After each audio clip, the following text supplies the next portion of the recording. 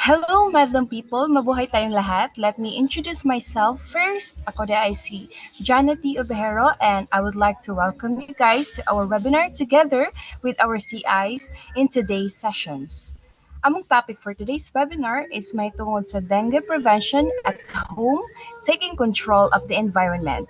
I am excited as a host for today nga naamo diri to listen and to gain knowledge about sa among topic.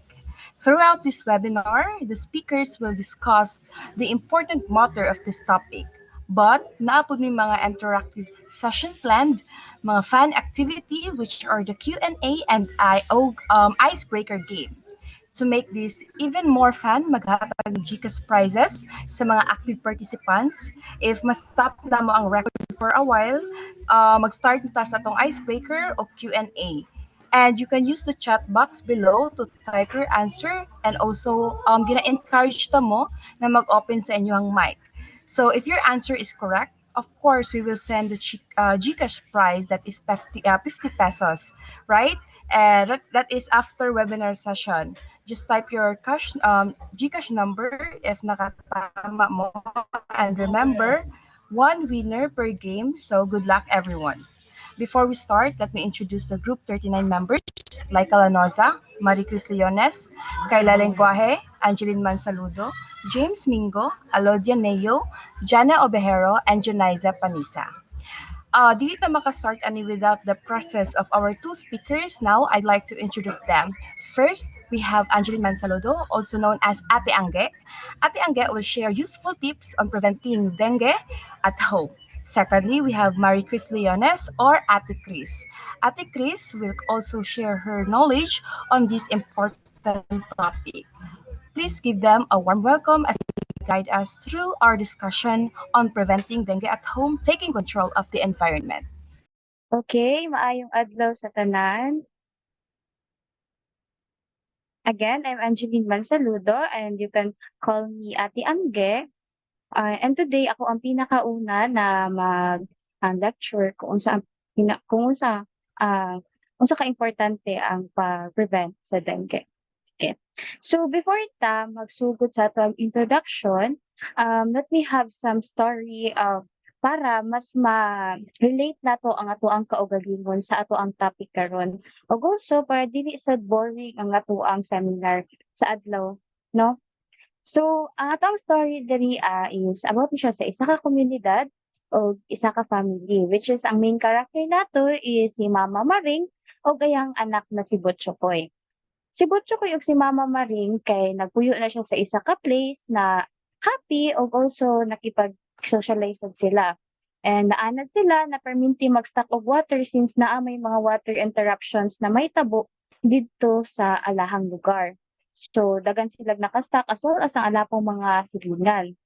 Ang alang anak na si Butchokoy with her friends kay makipagdula sila sa gawas ug naanad sila na mapagabinan sa gawas na mag-short lang ug magsando kay lagi igang kaayo ang panahon karon. Then isa ka adlaw perti kaguol na ni Mama Maring kay ang ayang anak walay baba-baba ang kalintura, naglain jud ang lawas o kanang very ka-jolly ba jud ayang anak no unya wala jud like luya na jud kaayo yang anak di na ganahan mo mukaon di na pud ganahan mo kipagdula sa iyang mga friends kasi sige na lang siya gigda kay galain gid ang ayahang lawas. So si Mama Maring tungod sa kaguol ayahang gidala ang ayahang anak sa balay tambalanan or sa hospital. So pag-abot dito, niingon ang after sa daghan na mga test, niingon ang doktor na nag-result siya na iyang anak is naay dengue fever. So si Mama Marie, nakulbaan po siya na dili lang sa iyang anak mahitabo na siya. So nahitabo kay uli siya sa lambalay o gi-check niya ayang place kung okay ba. So dirian na magbalik na punta sa to ang topic no na dirian na part kay dirian na to matabangan si Mama Maring kung tinuod ba jud na nakaano jud sila naghimo sila mga improper ways na mag-cause pod na modaghan ang mga mosquitoes or mga Aedes mosquitoes sa alang place. So, 'di ba? As what I've said, dengue Epidemiology encompasses the study of the patterns, causes, and impacts of dengue fever on a global, international, and local scale. So, ang katong case ni Mama Maring is not unique gyud since globally and internationally as well as diri sa Davao no nato ang gipuy-an na city is naagi mga cases of dengue. So over the recent years, there has been concerning increase of dengue cases worldwide as depicted in the accompanying graph. So this upward trends underscores the urgencies and understanding and addressing the factors driving dengue transmissions. So sama sa case ni Mama Maring no na ing ato sad, so naay mga ways ang gibuhat ang mga schools as well as ang government na maghatag og mga seminars or education para sa mga tao sa isa ka komunidad para tudluan kay tungod lagi na nitaas gyud ang cases sa dengue sa tibuok kalibutan. So, when we say dengue epidemiology, when we say epidemiology, it is kanang study or sa isa gud ka disease na ni padayon lang gyapon sa isa ka community, dili lang sa isa ka individual. As well as kani siya is kanang nag-help pud ni siya para ma-prevent nato ang mga illnesses na ani or viruses such as dengue. So by analyzing this data, public health authorities can implement targeted interventions to control the mosquito populations, improve surveillance systems, and enhance public awareness, thereby reducing the global burden of dengue fever. So as we see sa atuang chart karon, daghan jud pud no ang kanang white na places, which means no reported cases sa dengue fever, which is good. But in some areas na atay mga dark brown na grabe gyud ang cases sa dengue. So it is a sign na kailangan jud nato i-prevent na since ang dengue fever man good is not kana normal lang siya na disease no, like pwede ra inuman jud og tambal sa balay lang ing ana, so kailangan jud siya medications pa na kailangan pa maadtog hospital kay makakos pod siya og death sa isa ka tawo na ma-infected ana. So this is the top four most effective areas of dengue fever are the Southeast Asia, Western Pacific Islands, Latin America, and Africa. So, ang Africa is among the top of four regions most affected by dengue fever in 2023. 171 or 171,991 dengue cases have been reported in countries in the region and 753 deaths that evidence of the dengue circulation has been detected in the local populations or among the travelers returning from more than 30 African countries. So, nganong nidaghan man ang case sa isa ka lugar? First, ana is wala sila proper knowledge para ma-prevent na siya as well as na po sila maginabuhat na magpadaghan og samot sa mga mosquitoes na mag-cause as a dengue or mag-infect sa tao magkaroon ng dengue fever. So, from March 4 to March 31, 2024, Australia reported 138 cases of dengue fever. Looking at the bigger picture, from April 1, 2023 to March 31, 2024, there were a total of 1,225 reported cases. That is nearly twice as many cases as the average over the past 5 years, which sits at around 60 or 647.4 cases for the same period. So it's very alarming jud no na grabe ka dali og kataas ang cases sa mga sa dengue fever sa isa ka place og mo ang ato ang world health is naghimo jud og way para mas ma-prevent nato og mas more knowledgeable na ta sa dapat nato buhaton para malayo nato atong kaugalingon as well as ang atong family ug ang importante pod na ang whole community nato is malayo jud sa dengue and other diseases. So in Coronadal, it has 213 record. So it reached 213 from January to April 6, 2024. So according to the City Epidemiology and Surveillance Unit or CESU, cases have increased by 72% compared to the same period in 2023. So the barangays that logged the most number of the cases are Topland with the 30, Zone 4 with 27, Santa Cruz with 21, GPS with 17, Zone 3 with 14, Santo Niño with 13, and Morales with 11. Deaths due to dengue were also reported in barangays Carpenter Hill and Magsaysay. The City Health Office urged the public to maintain the cleanliness to prevent spread and dengue-carrying mosquitoes. So the City Health of Office urged the public since na very alarming na jud kay siya kay naa namang mga na-record na death na due to dengue. So cleanliness yun ang pinaka easiest o pinaka kailangan nato buhaton para ma-prevent ang spread sa dengue carrying mosquitoes. So for the overview of dengue fever, um, we would focus these three. Uh, these three. So, unsa man jud ang dengue? Unsa jud ang dengue fever? So, ang dengue fever mo siya ang pinaka-viral na illnesses na ma-transmit by Aedes mosquitoes. Kani ang symptoms siya included na nato dra ang kanang onset na high fever na walay ayo-ayo maski unsaon nato pag-inom og tambal, napotay mga severe na headache, kanang mga joint and muscle pain, matugluya kaayo, fatigue, nausea og vomiting and also rash. Ang mga severe na cases include dengue, hemorrhagic fever or dengue shock syndrome na mag-characterized by bleeding organs impairment sa kana sa sulod na mismo na nag-bleed since ang dengue manggod ginaigo jud na nila nung naibaba ang katuang platelet.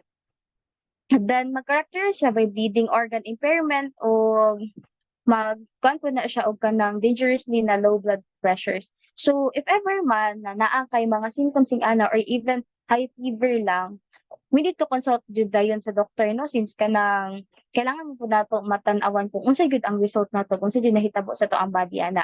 So early recognitions of symptoms is crucial for prompt medical interventions and management. Diba sama sa kung giingon ka ganina no na ang early recognitions kailangan jud na making alert jud ka kung unsa imong na feel.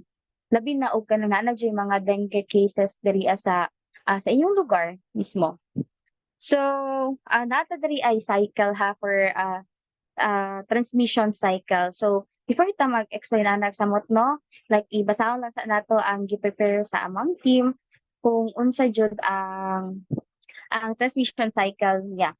So the dengue is primarily transmitted to humans through the bite of the infected Aedes mosquitoes, particularly Aedes aegypti and Aedes albopictus species. So these mosquitoes became infected when they bite a person already infected with the dengue virus that chain of infections because with the virus being presented to the blood of an infected person or the reservoir which is then ingested by the mosquito during a blood meal. So inside the mosquito, the virus replicates, eventually migrates to its salivary glands. When the infected mosquito subsequently bites another person to feed, it transmits the virus through the saliva into the bloodstream, thereby infecting the new host. So this cycles perpetuates the transmissions of dengue within the human populations. So, balik ta diri sa ato ang transmissions sa atong transmission cycle no. First nato dira is ang adult na female na mosquito is manganak siya. So nanay eggs and next ana is ang eggs na-catch na siya, nahimo siya larva to pupa, then mahimo din siya og adult na mosquitoes. So once na ang mosquito is makabite siya sa isa ka infected na tao, for example, ang taon mismo is na siya dengue fever and wala pa siya sa hospital. Na pa siya sa lang mga balay. Kana na go and then na ano pa, katong lamok na nag-serve pa siya as patient which is ang katong mosquitoes na nakapatay sa infected na person na maak na pud siya mga tao na wala na feel or wala naglain ang lawas or katong mga tao na dili infected. So ang tendency tungod sa saliva sa mosquitoes kay syempre na naman pud siya no na infected na naman pud ang mosquitoes, gipaak niya ang infected na person, ang nahitabo, ang infected na person, katong dili infected na person, natakda na pud siya. Kung na po siya dengue fever. So, di ba, wala, dili, lisod jud kay siya sa, lisod jud kaayo siya bantayan jud na. Kay, very normal magud sa tuwa gyud na mapaakan taglamok, di ba? So, let's be alert na lang gyud perminting. So, balik ta, natay mga, if infected na ka, dirian nimo ma-sure no na kailangan na jud nimo seek og health workers or maato na jud kag hospitals no if ever na high fever na jud kay ka na nakay high fever di na ka madutlan ug unsa pa na mga paracetamols or unsa pa na medicines maliban sa ibuprofen kay bawal mag-take og ibuprofen ha. The next ana kay nana kay mga aches na ma-feel or mga pains like mana sa eyes nimo magasakit na, imong muscle, imong joint or imong mga bone kay magasakit na. As well as napud kay kanang nausea or vomiting, mahitabo sa imong lawas. So very dapat ma-alarm na jud ka 'no. And kanang naa nay nagkita sa imong skin like mga rash, kanang mga bruise, kanang mga purpura, 'di ba makita man gyud nato na kay since natin ma-feel na, hala na ngano naman ni ako ang panit, ingano ing-ani na nga ni. So makailangan na jud nato mo-seek 'no. As well as ang pinaka-last nato diri is ang vascular manifestation. Kanang nanay gyud kay ma-feel na lain na jud kaayo imong paminaw, luya na jud kay ka, kailangan na jud nimo mag-seek. Kung dili man siya dengue, mas better gyud na kailangan jud nimo mag-adto jud sa mga hospitals para makabalo jud ka unsa o unsa gyud ang right na medication para sa imuha. So, why is dengue prevention is very important? First na to dara nganong important man jud kining dengue prevention no? Siyempre ang atong health impact. So, dengue fever no kay grabe ka severe na flu o grabe ang ayang symptoms. Ug pasagdaan lang pud nato na it can cause death jud. Sa tinuod lang it can cause death o di man gyud nato gusto na mawala ta sa kalibutan, 'di ba? So kailangan jud nato i-prevent jud nato ang pag-spread no sa mga dengue mosquitoes kay para ma-safe pud nato ang ato ang kaugalingon. As well as ang kani public health burden. Pag once manggod na naanay cases, na case sa isa ka place, 'di ba anak ko mo-transmit lang gyud na siya mo-transmit hantod sa modaghan ang case ana sa isa ka komunidad which is not good jud kaayo. So kailangan jud nato i-prevent no ang pag-spread nila. Then ang dengue to be honest, no specific treatment pa yun hantod karon and wala pa jud masking pag unsa kadaghan imong kwarta kung gipasagdan nimo imong kaugalingon dili ka moadto diretso sa ospital para mag-seek og help kuan lang kaayo, very, nonsense lang gyapon kaayo kay wala man diyuy tambal na makapaayod diretso sa imong anak. And next nato diriya is ato ang vector control which is kailangan nato magbuhat og mga butang na kaysa na paglimpyo sa atong environment para mas ma-control nato na dili jud mapuy-an og mga masiunsa pang lamok ang ato ang place. As well as ang community well-being. So ang dengue prevention not only protects individuals but also promotes community well-being. So pag once dili ta magkaroon og prevention sa may mahitabo ang atoang community is daghang cases. Unsa pa man ang mahitabo sa community ana. Even ang pag-care dili na nato madawatan, dili nato na ma-feel since kita naman tanan is nagsakit na or kita naman tanan na apektuhan na ana, 'di ba? And also for cost effectiveness. So preventive measures such as eliminating mosquitoes breeding sites and using insects repellents are cost effective strategies compared to the healthcare cost associated, 'di ba? Mas barato pa, mas dili pa ta makagasto og dako if ever na i-prevent na lang nato kaysa kita na mismo magkaroon og dengue fever, 'di ba? Unsa ra man gud nang manilhig ta sa gawas, dili ta magpasagad-sagad og kanang stock og water, kung namatay mga stock na water aton ng takluban na dili masudlan ug masiunsa pa ng mga organisms, 'di ba? Kaysa mag-adto ta sa hospital kay nanatay dengue kay wala ta gibuhat na prevention, eh di dako kay tag magasto, 'di ba? Lahi ra jud layo ra jud kaayo og pagitan jud ang kadak-on sa gasto ug kagamay sa gasto sa prevention.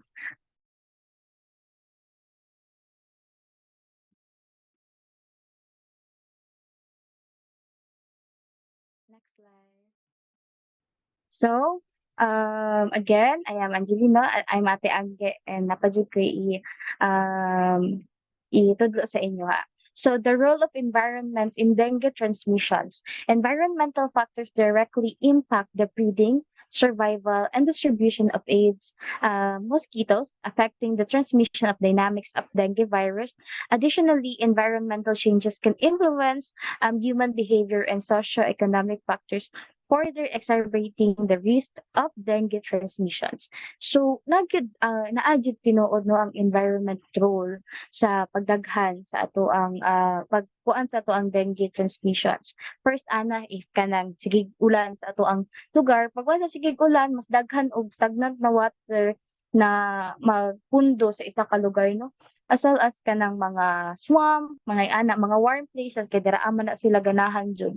And further explain nako na siya unya no kung unsa jud tong mga ginapuy-an o kanang ginabreedingan sa mga mosquitoes.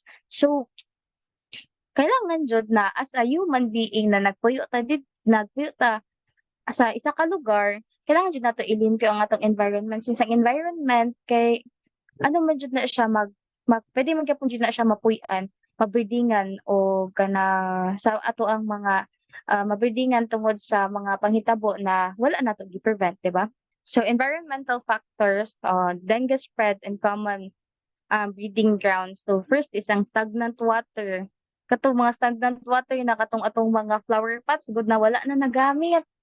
Napunduhan og mga tubig pwede na siya mapuy-an og mga Aedes mosquitoes katong mga dengue mosquitoes as well as kanang mga gutter nato, mga old tires kanang mga as in maski unsa na mga sudlanan na pwede mastakan og water na na pwede pod mabreedingan sa mga mosquitoes isa pod ni siya no. Kung if ever man na naa jud di siya sa inyong home disregard jud kailangan iabot jud nato for our own safeness. So next is ang poor waste management. For example, kanang mga sapa na gipatak-an natong labay, mga gilabayan natong mga basura, mga dagat na gilabayan natong mga basura, it can cause gyapon na breeding area sa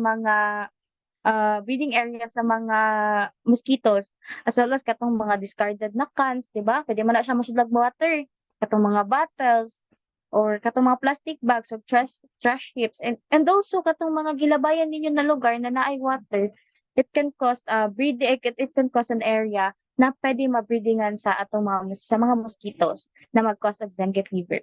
And also kanang urbanization and constructions, 'di ba? Pag once we see na nag-construct ang mga isa ka lugar na adjud na kanang mga area na kanang mga naibuslot, ing-ana na wala nila nasarado pa since ang construction is kanang kahit kuan ba na siya no, dugay jud na siya na work. So na pila pa ka months dili pa na siya masiraduan na pwede mastakan og water including na po diri ano kaning mga bakal-bakal nila na pwede mapunduhan sa tubig. It can cause gyapon ng area na pwede mabreedingan sa mga mosquitoes.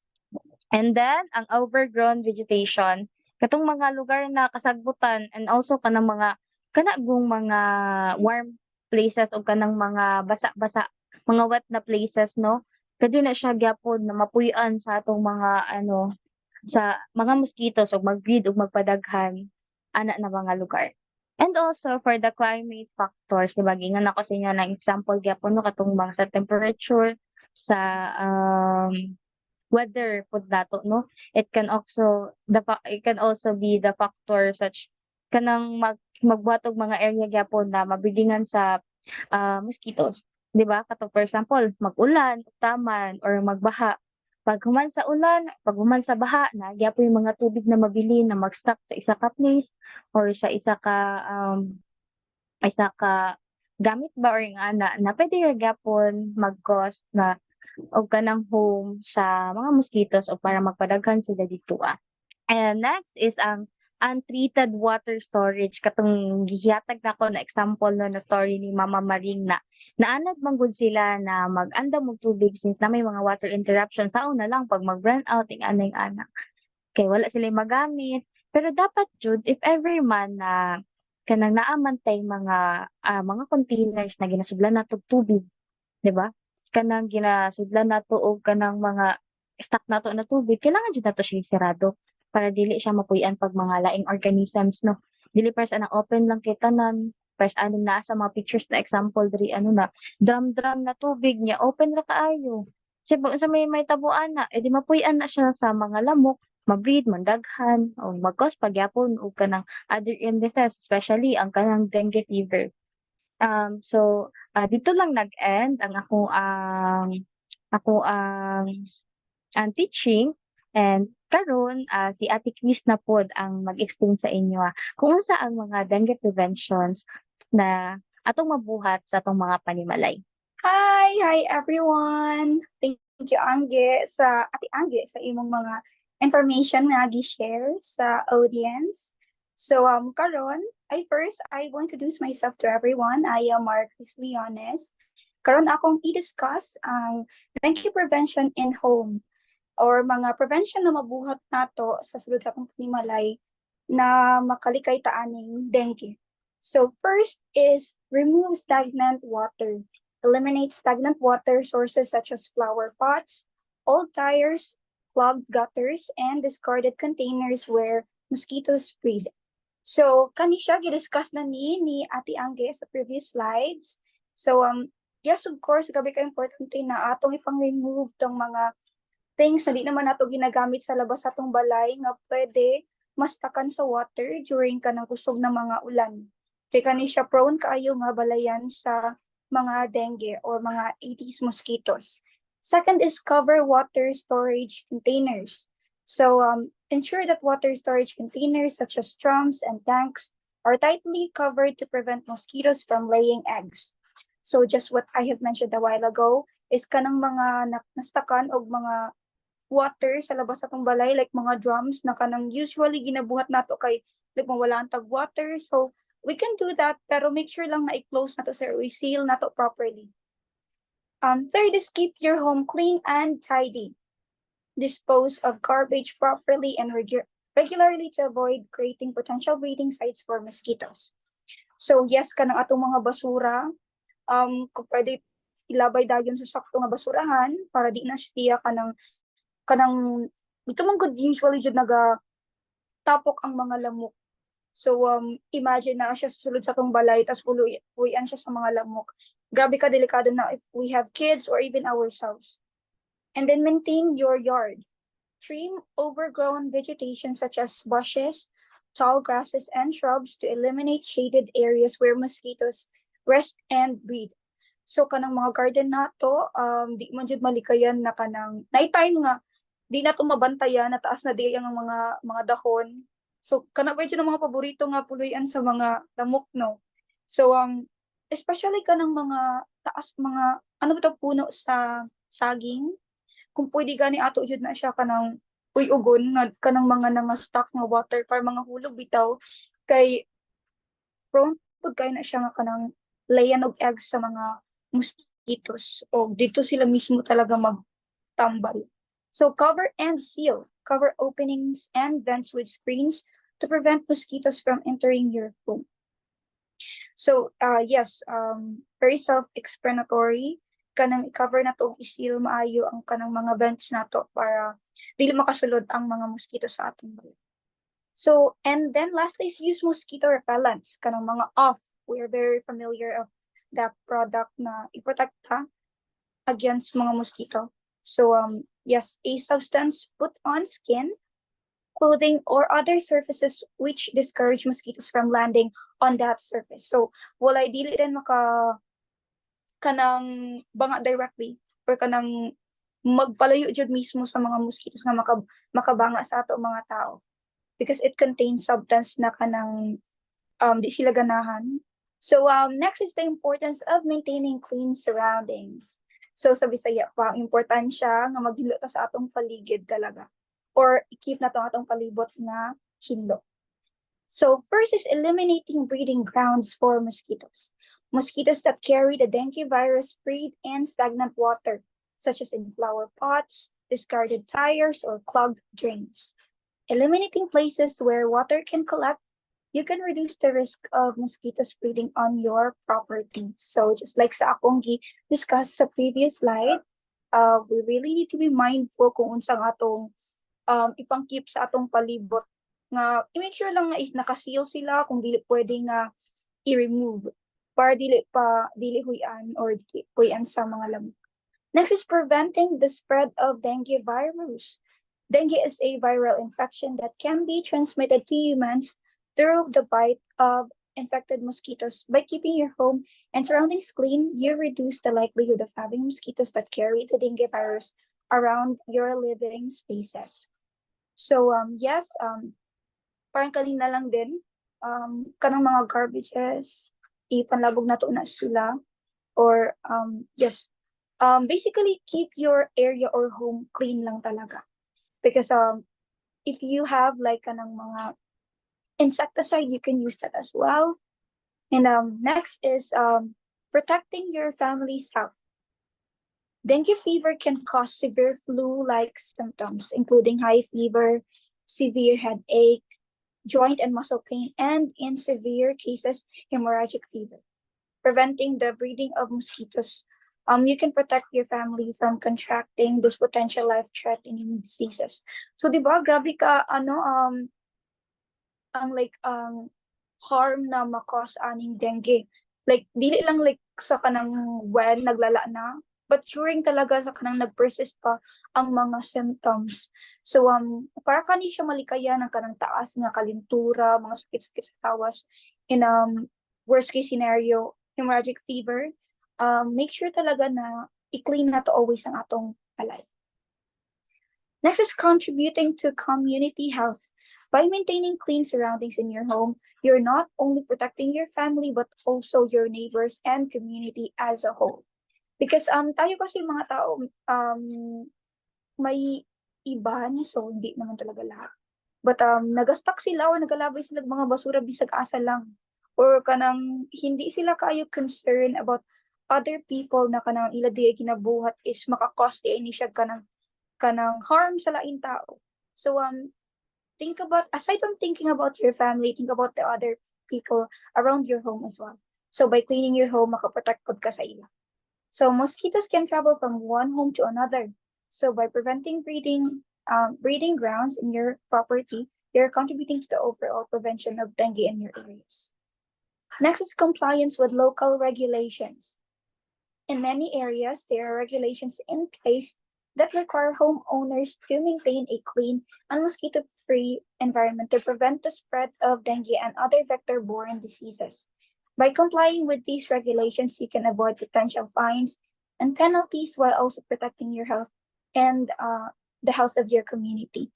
So if there are like mga gipang implements na rules na kanang maka-avoid ani nga sakit, please do comply. Isa talaga to na maka-protect sa imong self and your family and the health of the people around you is by complying or following kanang mga regulasyon sa atong community. So if you are kung kamo giawhag nga kanang ipanglabay inyong mga basura or pang-close ang inyong mga hindi nakaseal na mga drums, kani siya talaga mag-lead sa kanang potential harm sa mga tao. Please follow talaga. So mosquito repellents, these come in various forms such as sprays, lotions, coils, and plug-ins. They work by repelling mosquitoes and preventing them from biting you. It is important to apply repellent on exposed skin when spending time outdoors or in areas where mosquitoes are prevalent. You can also spray repellent in and around your home to keep mosquitoes at bay. So if you can still remember katong story ni Ate Anggi kanina about kang mama Maring and Butchokoy. So yes, katong mga drums bitaw nga ginakip nila or katong mga napuyan siguro sa mga lamok is kato jud ang kanang main reason why nagkasakit si Butchokoy. So i-make sure talaga na if kung sanina mo mga kanang ma-expose ang inyong skin, if you can, please apply talaga mga skin repellents. Or kung feeling ninyo na kanang iyong balay, daga na kay lamok, or bisag walay pa talaga lamok, please do use kanang mga spray, kanang mga baygon, or kanang mga plug-ins. So yes, next is using mosquito nets. These are physical barriers that prevent mosquitoes from entering your living spaces. They can be used on windows, doors, and beds to create a mosquito-free zone. Sleeping under a mosquito net can protect you from mosquito bites while you are sleeping, thereby reducing the risk of contracting dengue. So I do understand na naay mga puloy-ana na di dayon maka-afford o kanang mga net bitaw nga ilang ipang install sa ilang mga windows or kanang buhaton pod nila nga kanang second layer sa ilang door. So if you can't do that sa inyong balay, pwede ta mag-utilize aning atong mga mosquito nets or kanang mga mga mosquiter, mga kulambo. So kani siya makaprotect pod sa ato nga dili ta mabangaan aning mosquitoes or kanang dengue mosquito.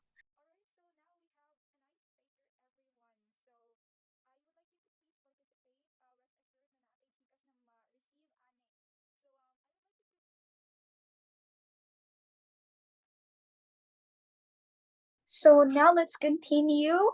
So community involvement in dengue prevention.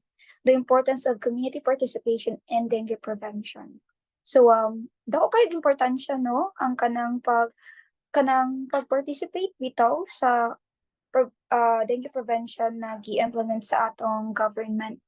So isa diri is early detection and response. Community members are often the first to notice signs of dengue outbreaks and can alert health authorities to potential hotspots. Their active participation in reporting suspicious cases can help prevent the spread of disease.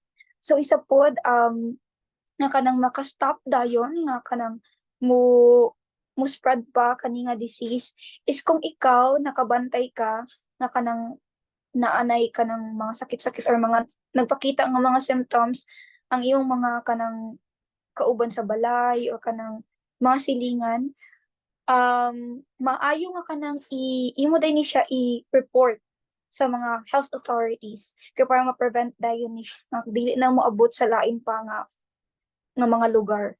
So health education, community members can play a key role in disseminating information about dengue prevention strategies, symptoms, and treatment options. By raising awareness among their neighbors, friends, and family members, they can help ensure that everyone is informed and equipped to protect themselves from disease. So, like for example, kato, nabalaan na nga naanay nilaganap nga kanang dengue sa inyong community. So, of course, dili din tanan makabaluan na. Make sure na if you be a concerned citizen talaga to protect your community katong mga layo-layo sa inyo nga wala pa nakabalo, please inform them. You don't know unsa ang kanang ma-help kaayo sa imong pag disseminate aning information. So hindi naman na nagpaka-Karen ta, but we are just a concerned citizen na kanang ita gusto nga mo abot pa sa sitwasyon nga life-threatening na or na kay kinabuhi nga mawala. So next is sustainability.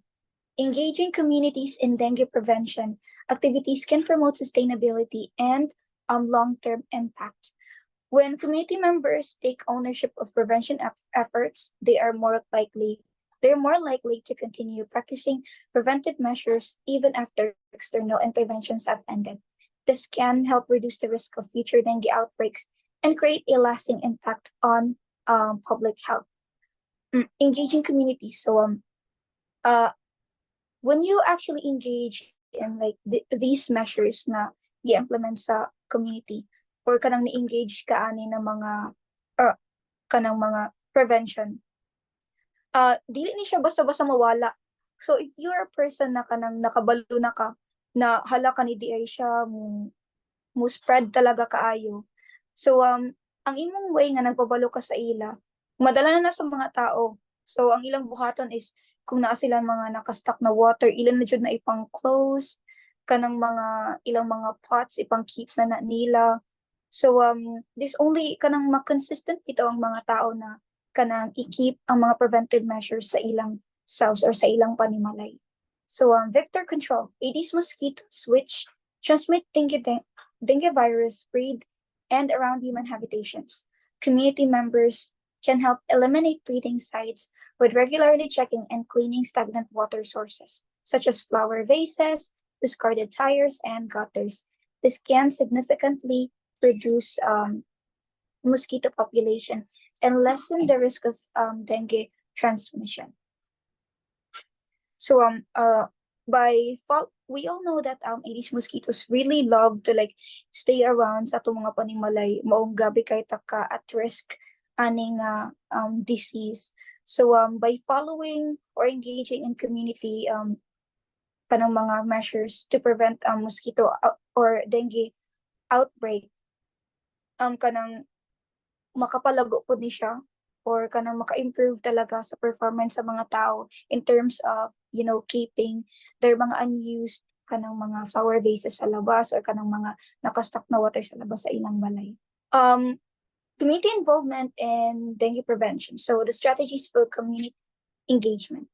So unsang mga pamaagi or mga stratehiyas para ma-prevent or ang pag-spread ani or basically kanang mawala jud ni siya nga insect or mosquito. So first is education and awareness campaigns. Conduct workshops, seminars, and training sessions to inform community members about dengue, its symptoms, transmission, and prevention methods. So yes, ikaw kung if you are very knowledgeable nga mag-share about information about this mosquito, like if you know what are the symptoms or what are the preventions the community should take para ma-avoid ni siya, please do participate kanang mag mga seminars or kanang mag-spread og mga papers na nakapamatod nga naa na dengue dere, and this is what we are going to do. So next is door-to-door campaigns. Train volunteers to door-to-door to educate residents about dengue prevention measures, distribute educational materials, and identify potential breeding sites with mosquitoes. So just like what I said a while ago, aside sa kanang mga seminars, it is best na kanang i-door-to-door talaga ang mga individuals sa atong community, kasi there are like people na kanang mga busy or dili din sila agad maka-attend ng mga seminars. So it is the best option talaga na i-door-to-door sila and to let them know na mauni ang mabuhat sa kaninga mosquito, mga preventive measures, and kanang mga symptoms. So use social media and technology.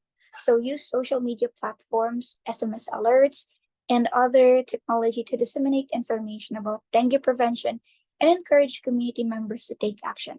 So ang pinaka-powerful talaga na way na we can inform our beloved community members is through social media. So let's utilize our phones, our Facebook, our messengers, our text messaging application na makapabalota sa mga tao around us or sa atong community na maunan siyang sitwasyon. This is how we can prevent and protect ourselves aning mosquito. So or disease, which is dengue.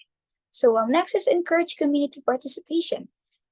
Engage community members in cleanup campaigns, larval source reduction activities, and other dengue prevention initiatives to foster a sense of ownership and responsibility among residents.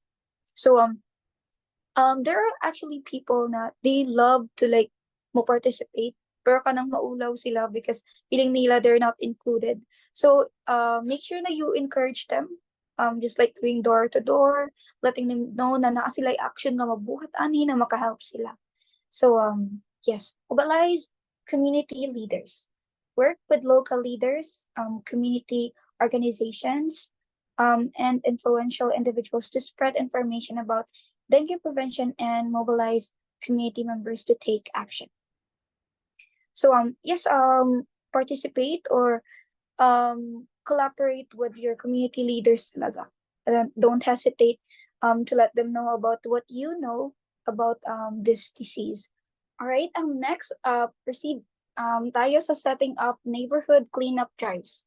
So first is community engagement. You have to begin by involving the people in your local area. This task may require conducting face-to-face meetings and distributing printed materials, just like sa akong discuss kanina po. We should engage in our community by disseminating informations through face-to-face meetings and kanang mga printed materials about dengue. Identify high-risk areas. So find parts of the neighborhood with high potential for harboring mosquitoes. They are actually compromised of places like blocked sinkages, hollow equipment, and forgotten wheels where water doesn't move easily. So diri is identify high risk areas. So if we know na kani siya is kanang naanay mga cases na mga dengue fever, just like that is kanang ato nang adtuon atong i-check unsa kay reason basig na ay mga nakastock ito na mga water na wala na balaan para kanang ma-resolve agad or mahatag dayon og solusyon. And plan the cleanup. Make sure that everyone in the community is involved in the planning of cleanup activities. This should include people who live here as well as shops are around here, schools around, and even the community-based organizations. So i-plan ang paghinlo sa inyong community. I-make sure na tanang tao is na-involved para sa kanang ani nga plan or activity. So make sure na i-include ang mga schools and like mga shops na kanang most likely maging sources or kanang maging sources ng mga aning mga mosquitoes. And next is provide necessary resources. Prepare to gather the required resources among like gloves, trash bags, cleaning tools, as well as mosquito repellents. Additionally, get equipment which will help in clearing of any stagnant waters that are around. So make sure na when you are going to participate in cleanup, so make sure that you are going to utilize or use trash bags, kana mga gloves, and also mga repellents to also protect yourself while you are cleaning or participating in cleanups. So educational campaign. Conduct a public campaign to create awareness on how to prevent dengue. The public should be informed about how to identify and eliminate breeding sites of mosquitoes and things that can help protect them from mosquito bites. So by the terms themselves, educational campaign. So you're going to educate the community members. Let them know kung unsa ang mga kasi hindi pa sila aware na it is not only mga stagnant water na pwede pamahayan sa mga mosquito but also kanang mga trash na gipang stuck lang sa mga kilid-kilid. So let them know that that is also prone na kanang puyan sa kanang mga mosquitoes. So by doing public campaigns, make sure that you spread awareness sa mga tao. So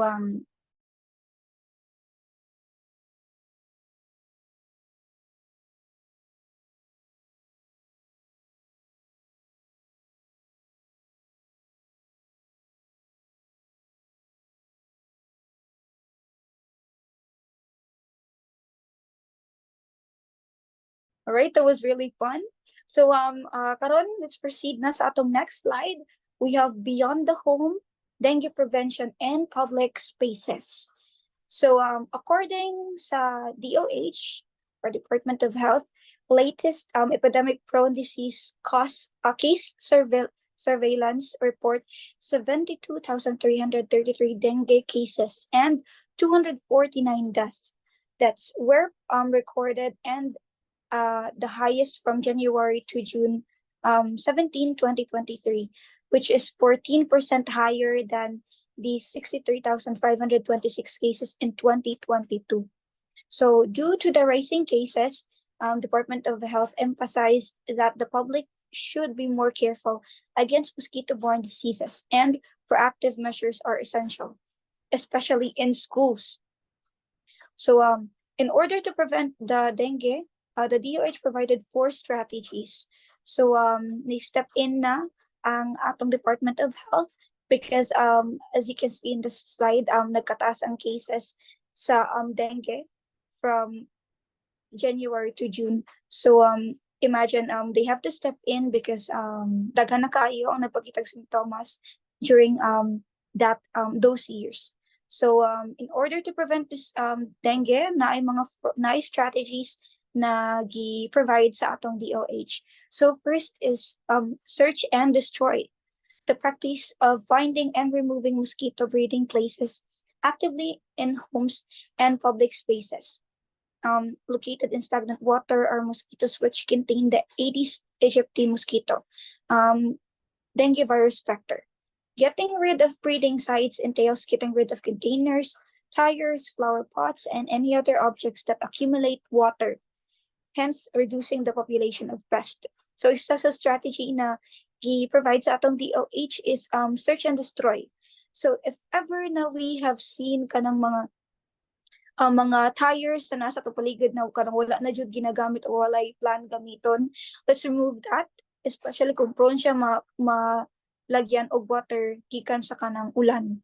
So aside from that, kanang mga containers sa mga flower pots, kasi kadalasan may mga tao na they are not really kanang aware na kanang ang ilagi ng paglagay sa labas is kanang dugay na dain nila gi-stock or kanang nakaligtaan na ba gamiton.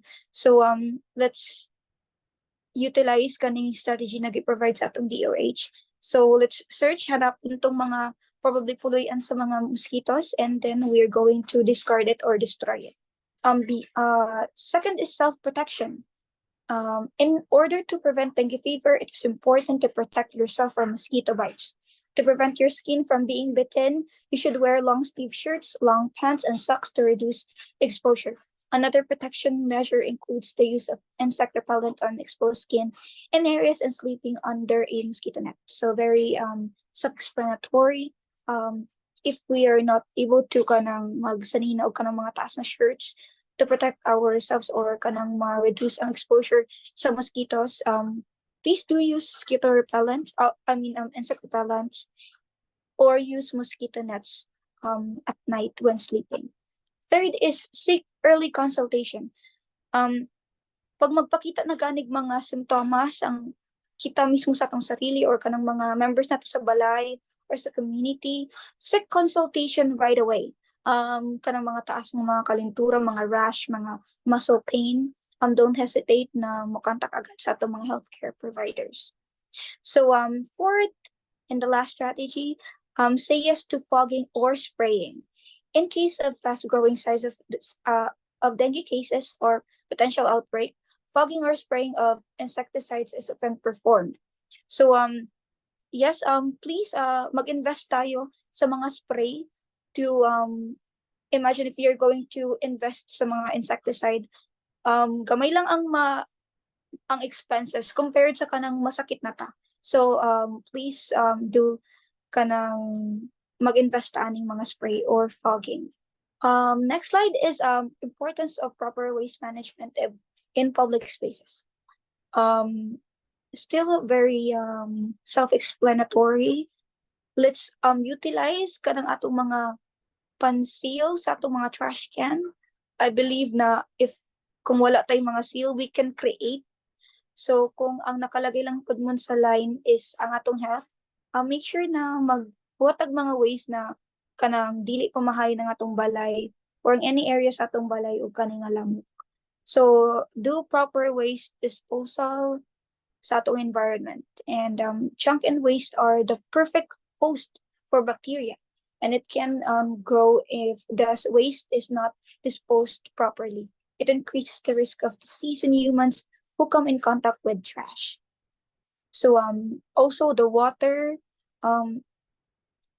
proper waste removal helps improve air and water quality as well as reduces greenhouse gas emissions.